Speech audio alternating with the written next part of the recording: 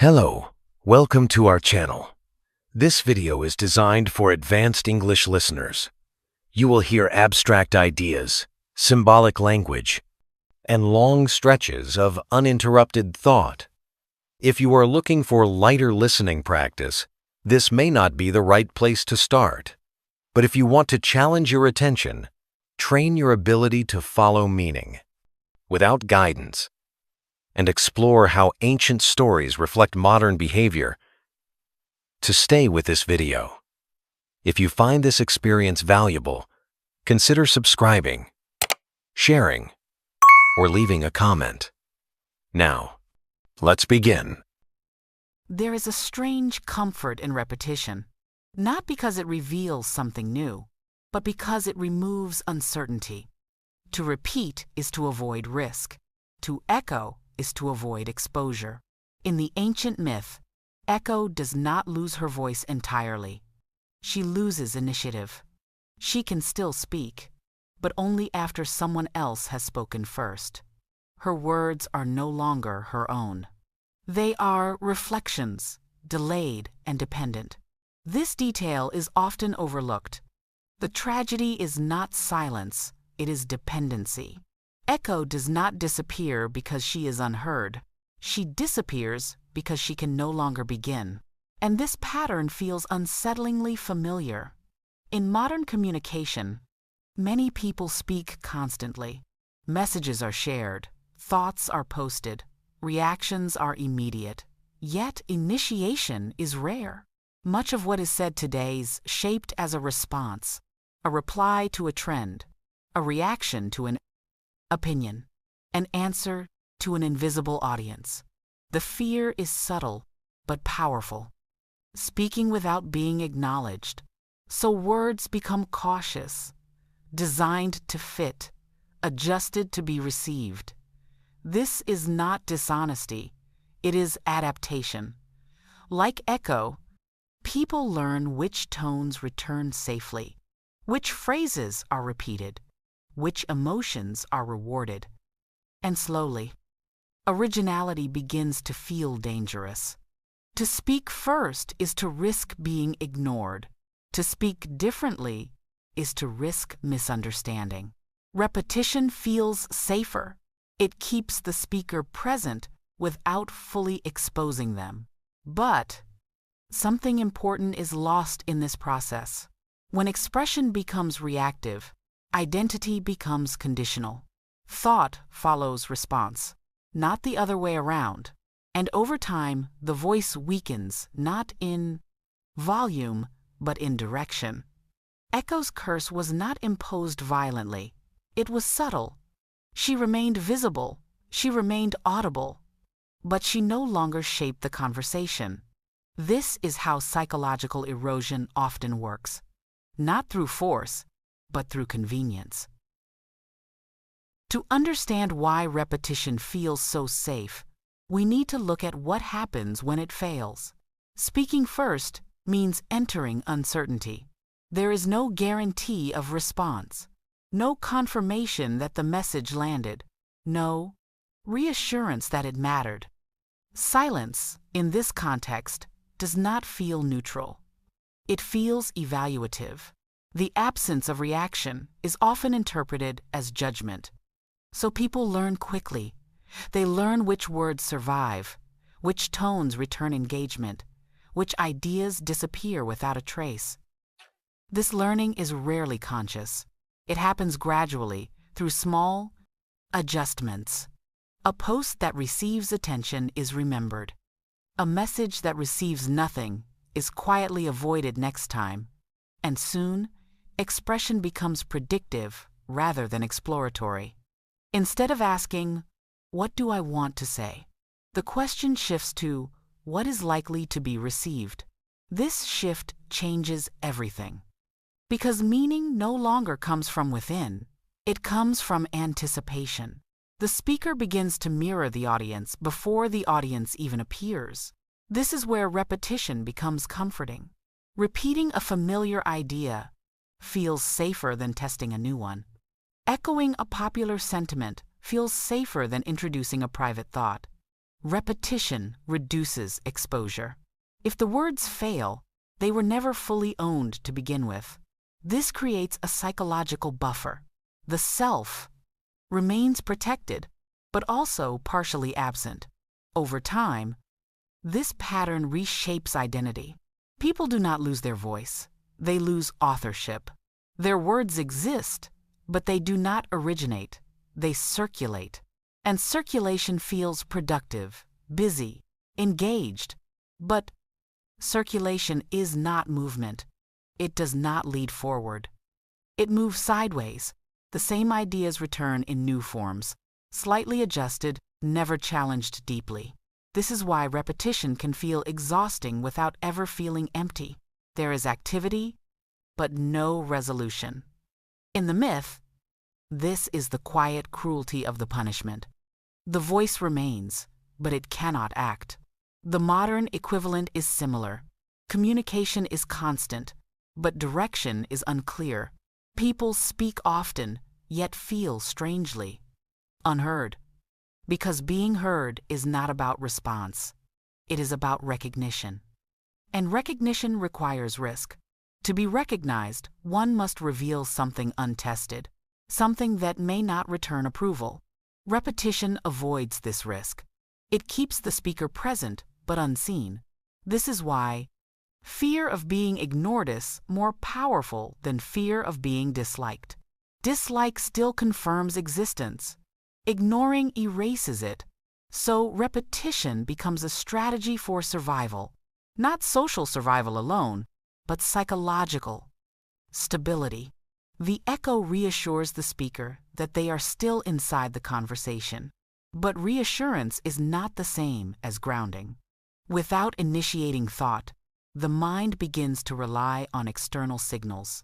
Reaction replaces reflection, and slowly, the capacity to begin weakens, not because it disappears, but because it is rarely used. Like any ability left unused, it becomes uncertain, then intimidating, and eventually avoided. Repetition does more than reduce risk. It slowly reshapes desire. At first, repetition is a tactic, a way to stay visible, a way to avoid silence. But over time, it becomes a preference. The mind adapts to what is rewarded. When echoed ideas receive attention, attention itself becomes the goal. Not meaning, not truth, not even connection, visibility. This is how repetition turns into dependency. The brain begins to associate being seen with being safe. Each response reinforces the pattern. Each lack of response sharpens it. And because reactions arrive quickly, the loop tightens. Thought no longer unfolds slowly. It compresses. Nuance disappears. Ambiguity feels inefficient. Ideas are shaped to fit immediate recognition. This is why originality feels heavy in digital spaces. It requires patience. It requires delay. It risks misunderstanding. Repetition avoids all of this. It delivers predictability. And predictability feels common in an environment built on exposure. The myth of echo captures this perfectly. She does not choose silence. She adapts to limitation. Her voice becomes reactive not by desire, but by survival. And eventually, adaptation becomes identity. This is the quiet danger. When adaptation lasts long enough, it stops feeling temporary. People begin to believe this is simply how they are, that they are responders, not initiators. That they react well, but struggle to begin.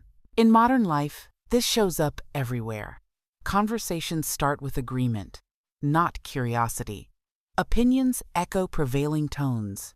Language becomes familiar, safe, repeatable. This creates harmony on the surface, but stagnation underneath. Because progress has always depended on those willing to speak without assurance. When that willingness erodes, systems continue, but innovation slows.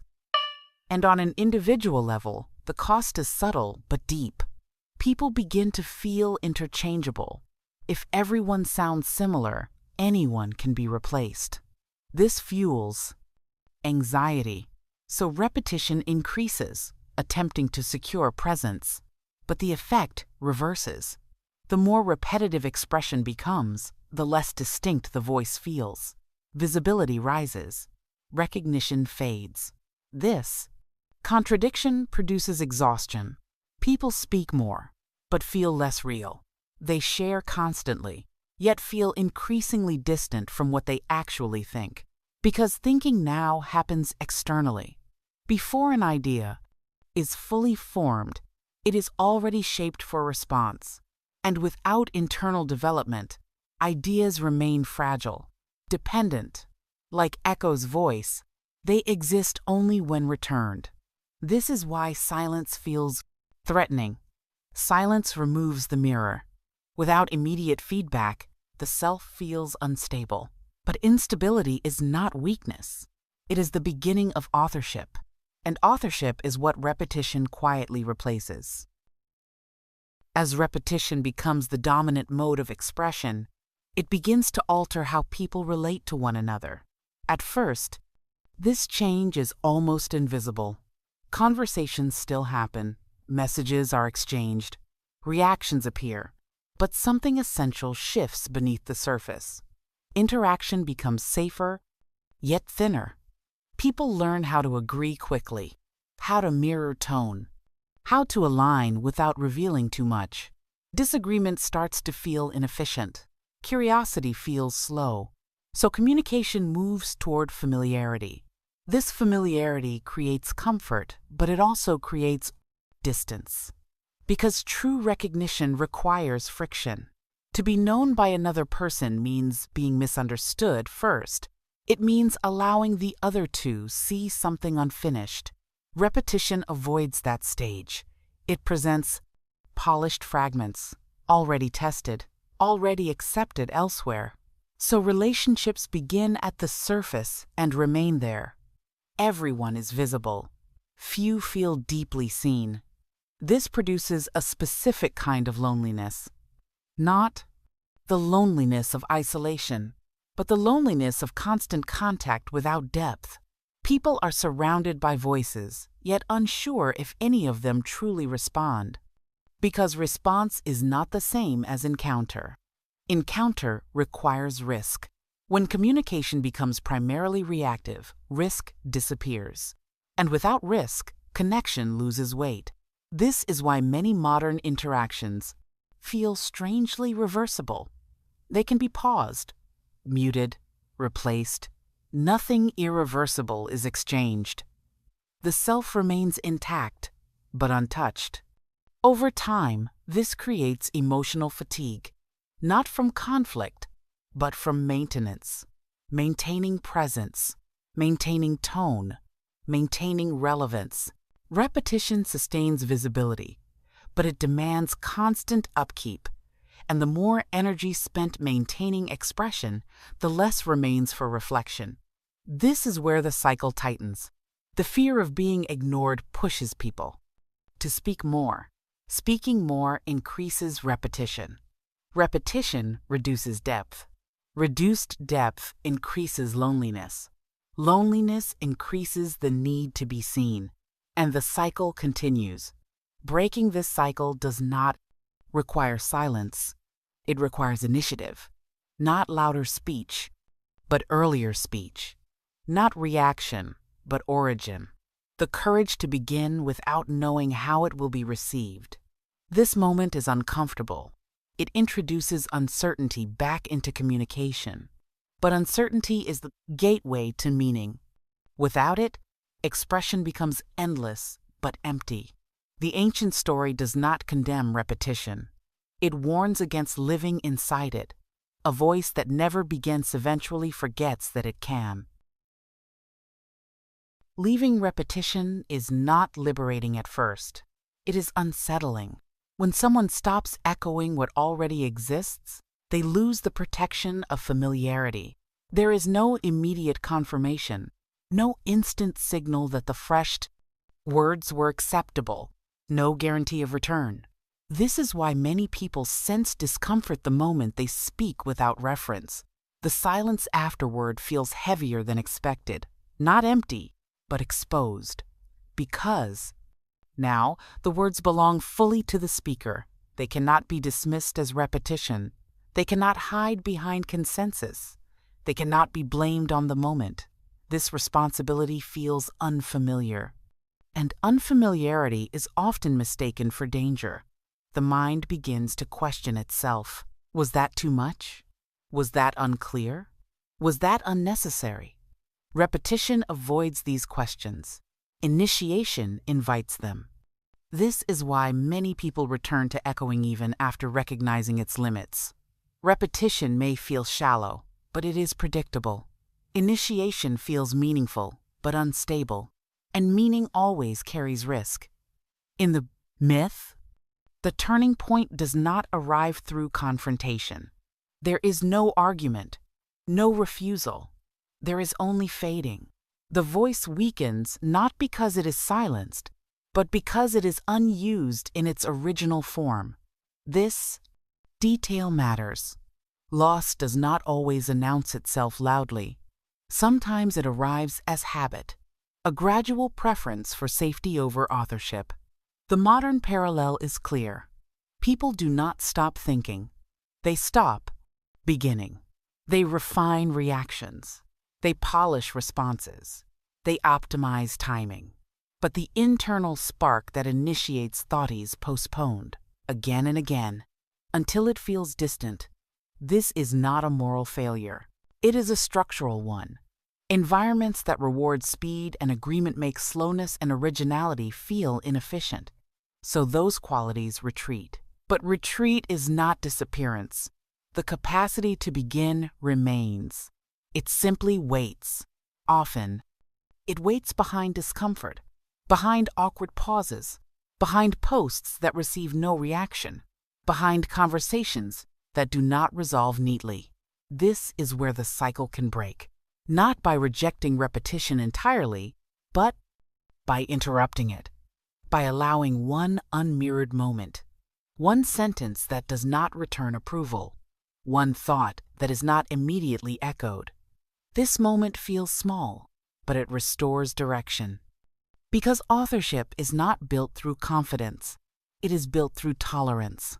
Tolerance for silence, tolerance for delay, tolerance for not knowing how the words will land. When that tolerance when the cycle finally loosens, it does not announce itself. There is no clear signal that repetition has ended and authorship has begun. The change is quieter than that. It begins with hesitation, a pause before responding, a moment where the expected words do not arrive on time. In that pause, something unfamiliar appears: choice. Not the choice of what will be accepted, but the choice of what is true. This moment is uncomfortable because it removes the guide rails. There is no immediate audience to anticipate, no pattern to follow, only direction. And direction feels heavier than reaction. In the ancient story, Echo does not regain her original voice. The myth does not offer restoration. Instead, it offers residue. Fragments remain. Presence lingers. This matters because the myth is not about recovery. It is about recognition. Once the pattern is seen, it cannot be unseen. The listener understands that repetition was never neutral. It shaped how attention moved, how thought formed, how identity stabilized. And with that understanding, a different relationship to speech becomes possible. Not louder, not more frequent, more deliberate. Words begin to arrive later. But when they arrive, they carry weight. They are not optimized for return. They are grounded in intent. This changes how silence feels. Silence stops being a threat and becomes a container, a space where thoughts can unfold without needing to perform. In this space, ideas grow unevenly. Some dissolve, some remain unfinished. That is not failure. That is depth. Depth has always been inefficient. It resists compression. It does not translate cleanly into reaction, but depth is what allows direction to reemerge. And direction is what repetition quietly erodes. The myth ends without instruction, because instruction would miss the point. No one can be told when to stop echoing. That moment arrives only when repetition no longer satisfies, when visibility feels thin, when response feels empty. At that edge, the pause appears again, and within it, the possibility to begin. Not perfectly, not confidently, but originally. That is enough. Because beginnings do not require certainty, they require tolerance. Tolerance for silence, tolerance for being unheard, tolerance for standing without reflection. The voice that accepts this does not disappear. It reorients, and the story, at last, moves forward. You stayed until the end. That is not a small thing. This was a long, demanding C2 level listening experience, built around abstract ideas and sustained attention. Most listeners do not complete material like this, but you did. You successfully followed complex arguments and stayed focused without shortcuts. In this video, you explored how repetition shapes modern communication and how ancient myths still describe our psychology of attention. If this felt challenging, that's exactly the point. Real progress at this level always does. For other listening levels, you can explore the rest of the channel. If this video helped you sharpen your focus or awareness, subscribing, sharing, or leaving a comment helps this channel grow. We'll continue with another C2 level exploration in the next video. Well done, and thank you for listening.